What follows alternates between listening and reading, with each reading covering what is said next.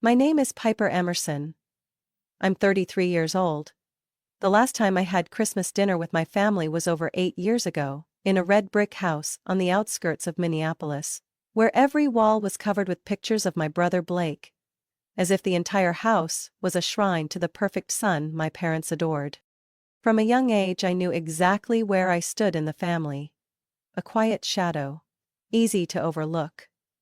While Blake got a brand new bike every summer, I received hand-me-down running shoes from Mom, the kind she'd bought on Black Friday 3 years prior. Blake was the family's golden boy. Football team captain, straight-A student, and always had custom sandwiches packed by Mom for practice. And me? I was once left behind at school during a long parent-teacher night because no one realized I hadn't come home yet.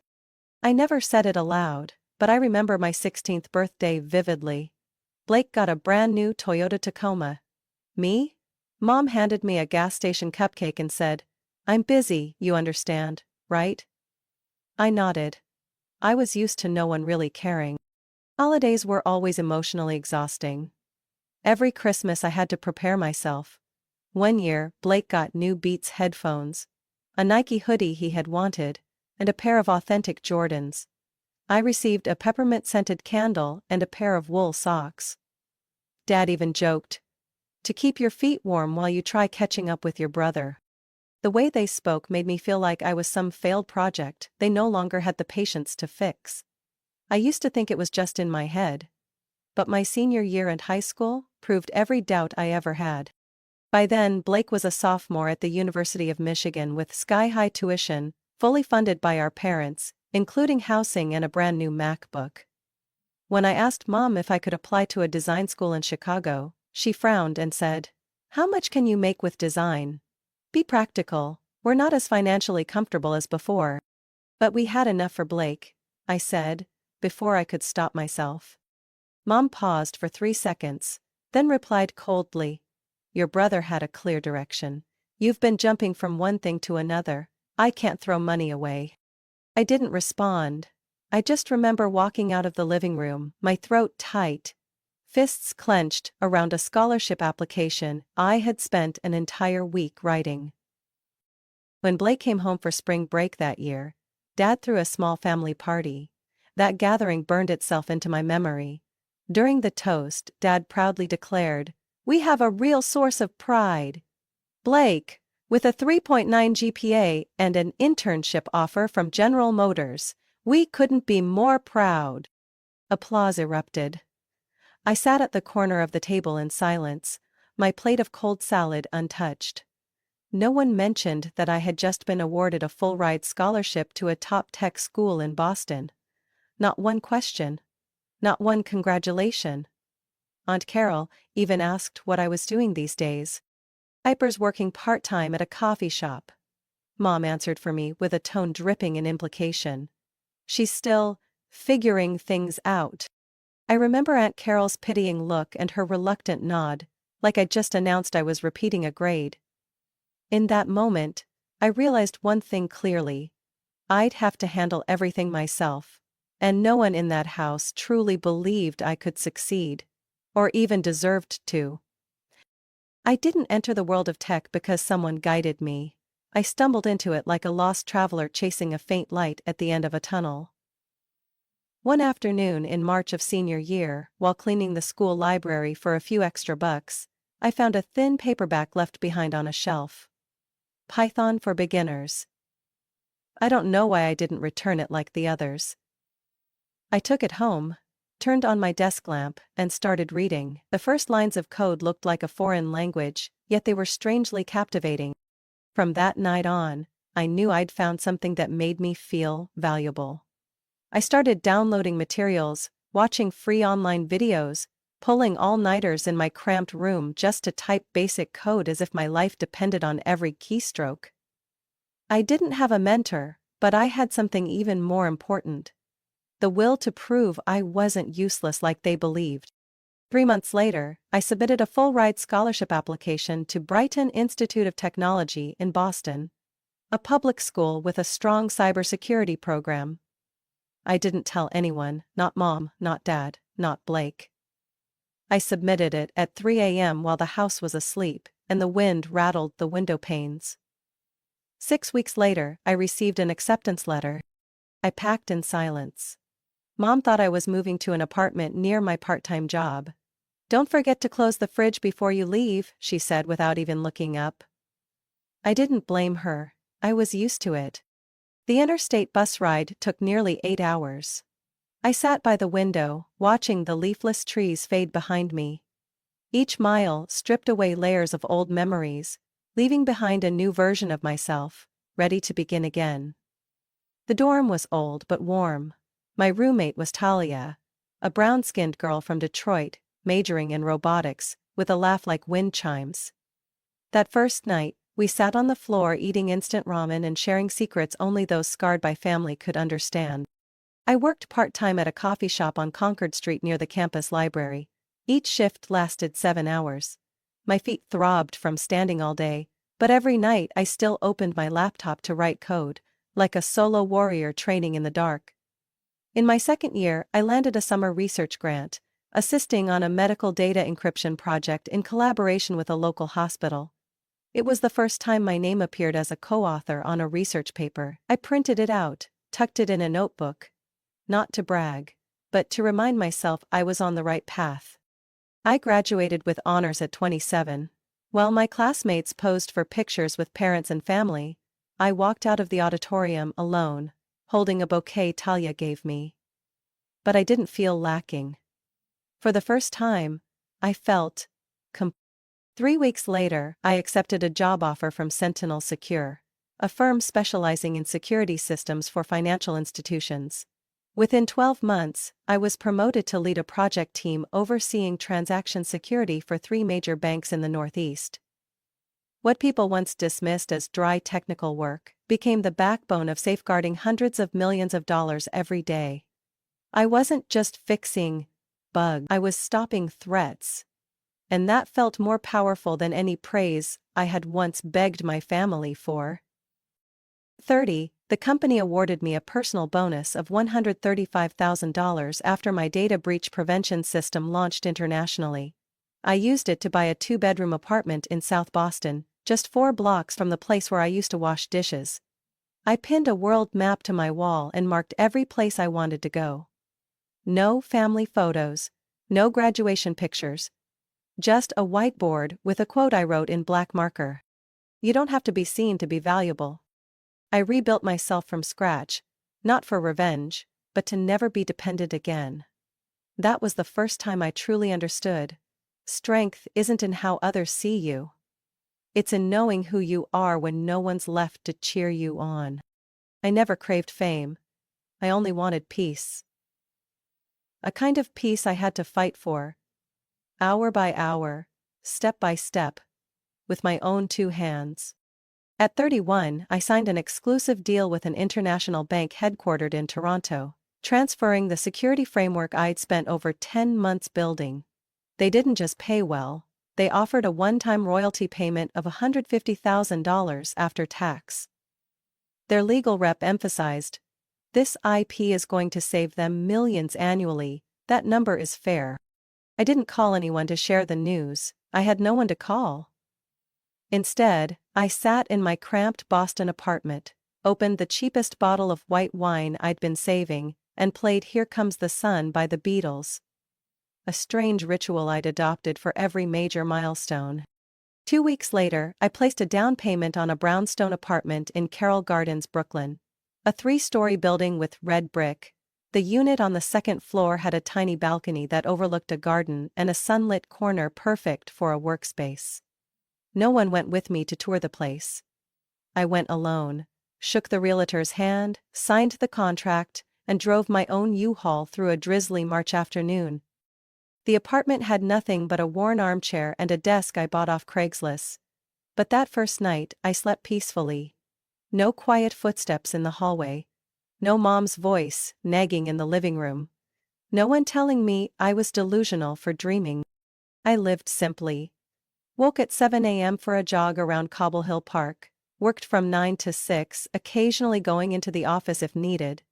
In the evenings I cooked, read, studied AI security, and sometimes drew diagrams on the wall for a design I was mulling over. No one pushed me, no one waited for me, and I felt whole. My friends, the ones I chose, not the ones assigned, were all uniquely good and fiercely resilient. Lisa was a lawyer turned carpenter. Jaden, a freelance photographer who dropped out of college to care for his ill mother. And me? I was Piper, the cybersecurity engineer who disappears and reappears, with a product that leaves corporations speechless. We didn't meet often, but when we did, it was genuine. No one asked about Blake. No one mentioned my parents. They understood. Some wounds don't need reopening. Just silence and space to scar over. 8 years had passed, and I hadn't called home once.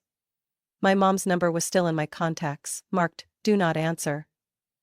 Every holiday, I received the same chilly emails from my dad, things like, "Happy Thanksgiving.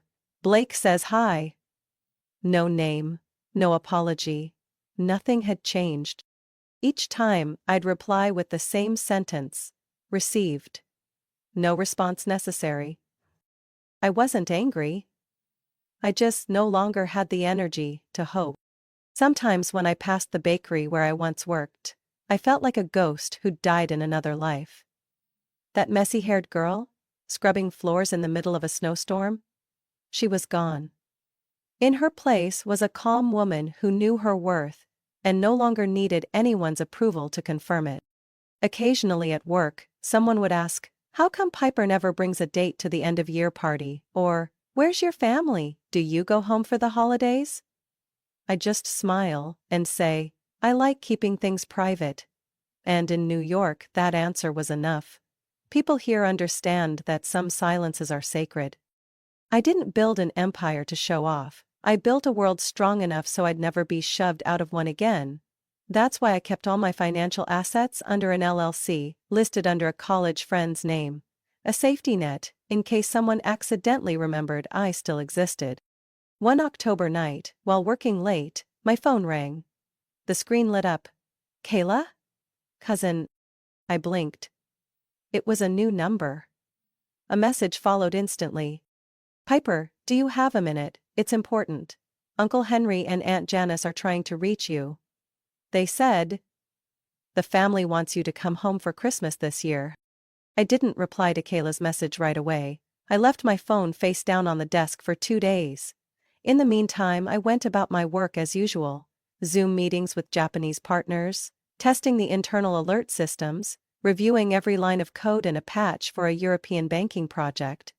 But every time I looked up during a break, my eyes lingered on the corner of the screen, where Kayla's name still hovered in an unread notification. On the evening of the 3rd day, I sent back a single message. "If they truly want to see me, let them send an invitation." Less than an hour later, an email from my mother appeared in my inbox. Subject: "Come home, the family will be complete this Christmas." The content read like a cold administrative memo. "Piper, we hope you'll come home on the 24th. Blake and his family will be here too. Everyone's looking forward to seeing you after all these years." No mention of what had happened, no hint of remorse, just an order, dressed up as goodwill. I should have deleted it. I knew that. But instead, I sat there, staring at the line, "We hope," and exhaled long and slow. Maybe I needed to face them one last time, not for acceptance, but to finally close a chapter that had always lingered, unfinished, between 2 pages. On December 24th, I drove 6 hours from Brooklyn back to Bloomington, Minnesota. Snow lined the streets. Christmas lights twinkled on suburban rooftops. But house number 7129 looked exactly the same as when I left. Faded beige curtains, a rusted nameplate, and a barren flower bed out front, like a quiet, lasting insult.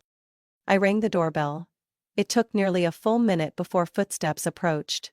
My mother opened the door, her face frozen, like she'd seen a ghost returned from the dead. "Oh, Piper, it's really you. Who else were you expecting?" I said, my voice calm but sharp enough to make her flinch. She pulled me in with a stiff hug. "You look different." The house still smelled of cheap cinnamon spray and vanilla candles, the scent of old Christmases I'd taught myself to forget. The living room was packed. Blake stood in the center, loudly recounting how he almost sealed a major real estate deal. His voice booming like he was the CEO of a Fortune 100 company. "Piper!" Blake called out when he spotted me. "Everyone, look! The mystery guest has arrived. What's the matter, hiding somewhere coding like a hacker?" A few scattered laughs. I pressed my lips together. "Hi, Blake, and no, I wasn't hiding, I was working. Probably in some tech basement, right?" He slapped my shoulder like he was bestowing some honor. "What do you even do now? Reset passwords for people who forget them?" I didn't answer.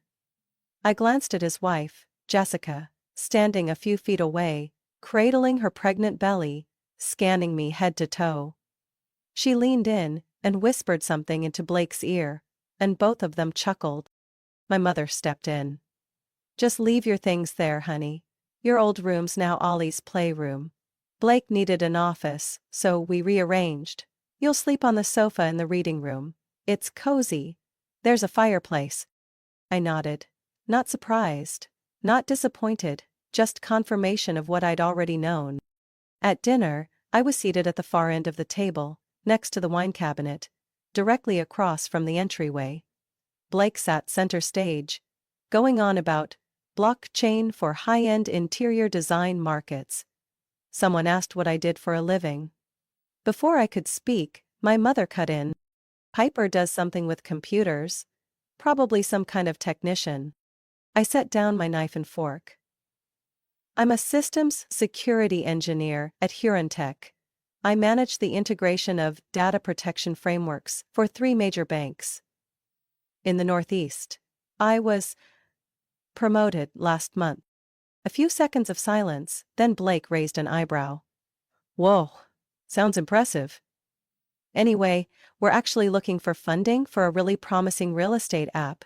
If you're free, maybe you can help us with the back end?" "No," I said evenly. "I don't work for free.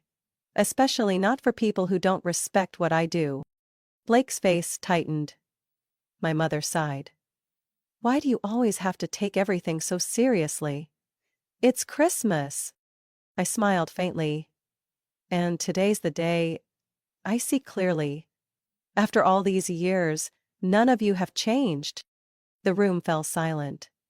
Jessica cleared her throat. My father looked away, avoiding my gaze. I took a sip of water, then stood up. "I'll clean my plate. After that, I think I'll head out early." "Piper!" my mom called out. "You just got here." I turned, eyes steady. "No, Mom. I've always been here. You just never actually saw me." Christmas morning. Laughter echoed from the living room, the sound of gift wrap being torn and excited screams from the kids. I woke up stiff from the hard reading room sofa, my back sore, neck aching. Light spilled through the frosted window, glinting off the folded blanket my mother had left with the comment, "You used to sleep on the floor when you were little, remember?" I walked out silently, watching the family gathered round the tree, piles of presents under it. Silver paper, red ribbons, shopping bags from Nordstrom and Macy's. Each name was called out with fanfare. "Blake, here's your Patagonia jacket." "Jessica, this is from Mom and Dad, the newest juice extractor." For little Ollie, a dinosaur building set and an iPad. Each package came with compliments, cheering and warm hugs. I stood in the doorway, holding a cold cup of coffee, waiting to hear my name. 1 minute, then 2, then 10. Finally, when everything had been handed out, my mother glanced around and clapped her hand to her mouth. "Oh my goodness, Piper. I'm so sorry, I thought there was one. Maybe it got mixed up while wrapping." Blake snorted, not bothering to hide his amusement. "Just like when we were kids. Remember the year you thought you were getting a game console? Turned out to be yarn and socks?" Jessica laughed, adding, "Seriously? Poor thing. But also, kind of funny." I said nothing. I simply stepped into the center of the room, set my coffee down on the table, and pulled out a small, neatly wrapped box from my bag. "I have a gift too," I said, my voice low but steady.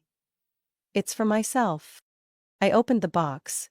Inside was a hexagon-shaped metal keychain engraved with my name, Piper Emerson, and the logo of a luxury building in Park Slope. I held it up, letting the Christmas tree lights glint off the brushed steel. "This is the key to my new apartment. I closed on it last week." No one reacted immediately, then my mom blinked. "Apartment? Where?" "Park Slope, Brooklyn. 2 bedrooms, 2 bathrooms, top floor, balcony overlooking the park." Jessica blurted out. "Brooklyn? That's expensive. Are you renting?" "No," I said, not taking my eyes off Blake's. "I paid in full, no mortgage, used my year-end bonus." The energy in the room shifted like someone had pulled the plug on the music. Blake sat up straight. "What kind of bonus pays that much?" I slowly placed the key back into the box and looked around the room. The security system framework I developed for an international bank was just approved for rollout. The IP rights are mine. After tax, the bonus was $152,000. I used part of it to buy the apartment. Mom stammered, "152 after tax?" "Yes. And that's not my total income for the year." Blake leaned back, arms crossed. "Well, good for you. I mean, who would have thought computers could make that kind of money?" "I did," I replied, a slight smile tugging at the corner of my mouth. My mother seemed disoriented, as if recalibrating her view of me in real time. She sat upright, switching to a sugary tone. "Piper, you should have told us. I'm so proud of you. Who would have guessed you'd be so successful?" "Certainly not the person who told me to wash dishes to learn humility," I answered. Light as air but sharp enough to slice through the fake warmth settling around the room. Blake rolled his eyes. "Come on, don't make a scene. We just wanted to enjoy Christmas." "And I just wanted to be treated like a human being." I stood tall. "Not like a shadow hanging around the edges of your celebration." Jessica turned to my mother. "Didn't you say this year was about family coming together?" My mom faltered. Yes, of course, but no one expected I'd be better than what you allowed me to dream of," I said, arms crossed. Silence fell over the room again. My dad cleared his throat. "Piper, you're right. But you have to understand. Back then, we didn't have many options." "There were always options," I cut in. "You just chose Blake. And you chose to believe I wasn't worthy." I bent down to pick up my bag. "It's fine. Because I've learned how to choose myself." I didn't need to stay to witness how their tone began to shift, but I did. I remained for exactly 20 more minutes, as if carrying out a social experiment I owed myself. And, as predicted, once they could no longer deny my success, they started looking for ways to capitalize on it. My mother spoke first. She poured me another glass of eggnog. Sickly sweet and cloying. But her voice was soft, in a suspicious way. "Piper, I'm truly proud.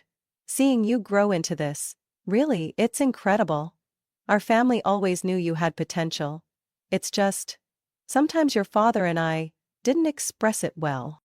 I lifted the glass but didn't drink. "I know. And I didn't come here for a late apology. I didn't come expecting anything." Blake jumped in, perfectly timed like a musician waiting for his solo. "You know," he said, "listening to you talk just now, I was thinking, if you invested in my startup, it could really take off. You understand tech? We've got the market side covered." I turned my head slowly, like I'd just heard English for the first time. "What startup?" "An app that connects real estate listings with small-scale investors. We've got a demo, a site, the idea, we just need initial capital." "How much exactly?" "Around 200 grand, Blake said quickly, as if scared he'd talk himself out of it. "But in return, you'd be a co-founder. Profit share, featured in reports." I laughed, dry, quiet, not a hint of amusement. I just turned down a 10% equity offer from a global bank. And you think I'd pour money into a project with no customers, no legal structure, no patents, and no cybersecurity compliance? Blake's face reddened. That's insulting. You're acting like we're amateurs. You don't need me to insult you, Blake. You're doing just fine on your own.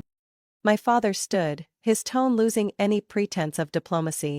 Piper, this is out of line. You think just because you've signed a few contracts you get to look down on your own brother? I set the glass down. No, I think I have the right to protect what I built. You used to tell me to be realistic. Well, I am. And now you say I'm cold? My mother jumped in, trying to salvage control. Piper, listen to me. You're in a good place now. Helping family is normal. Blake just needs a push to get started. If you don't trust him, then trust us. We've always put family first. I looked at her for a long moment, then asked, slowly, where was that family first when I was denied help with college tuition? That was different, you know it was. How? Because I wasn't Blake? No one said a word. No one dared. I slung my bag over my shoulder and stood. This family reunion ends here. Blake clenched his jaw. You're selfish. This family raised you, and now you think you're too good for us just because you made some money. I turned back. One last time. Family isn't a place where people guilt-trip you for expecting basic respect. Family is where people treat you with kindness, without expecting something in return. If that's too much to ask, then maybe we should stop calling this family at all. My mother yelled as I opened the door. You'll regret this. Don't think just because you have money you can say whatever you want. I didn't turn around. I walked out into the December cold and shut the door behind me, like sealing off a rotten chapter for good. On the drive back to Brooklyn, my phone lit up non-stop. Blake, you can't just do this to me. Mom, just a small portion, Piper. The family needs you. Dad, you'll lose everything if you turn your back on blood. I blocked each number. No emotion, no hesitation. At a gas station near Syracuse, I stopped to fill up and splash water on my face. I looked at my reflection in the restroom mirror. No tears, no regrets. I had walked away once, at 23. But this time, I wasn't just leaving the house. I was closing the last door I'd ever kept slightly open. The one labeled Hope. They'll see me one day. I returned to Brooklyn on the evening of December 26th. Snow still drifted lightly, the city still buzzed as if nothing had changed. But inside me, a quiet revolution had taken place. For the first time in years, I felt as though I had finally loosened the invisible collar my family had fastened around my neck since childhood. I took a long hot shower, filled my apartment with lavender spray, then sat alone on my balcony chair, glass of red wine in hand, gazing out at the city lights. No one yelling at me, no one calling my name, just to remind me to behave. No one slicing me down into a version that fit their warped expectations. The next morning, I woke at 8 a.m., opened my laptop and logged into my company's admin system like usual. I hadn't checked email in 3 days, over 100 unread messages. But the one that made me smile came from my direct supervisor. Piper, please read this first, important. I clicked. Happy early New Year, Piper.